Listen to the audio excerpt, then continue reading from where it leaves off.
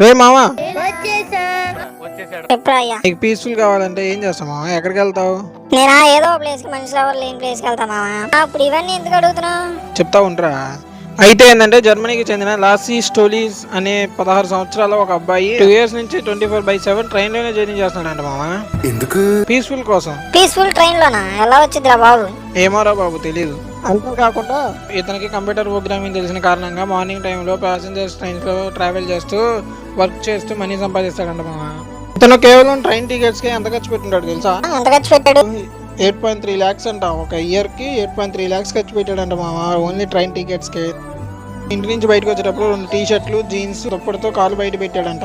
అప్పటి నుంచి ఇప్పటి వరకు 2 సంవత్సరాలు ట్రైన్ లోనే జర్నీ చేస్తూ ఉన్నాడంట. 2 సంవత్సరాల నుంచి ఇలా ట్రైన్ లో ప్రయాణిస్తూ నేను చాలా పీస్ఫుల్ జీవితాన్ని గడుపుతున్నాను అని చెప్పేసి సోషల్ మీడియాలో అప్లోడ్ చేశాడంట మామ. ఇన్ఫర్మేషన్ మీకు నచ్చితే లైక్ చేయండి, నా ఛానల్ని సబ్స్క్రైబ్ చేయండి.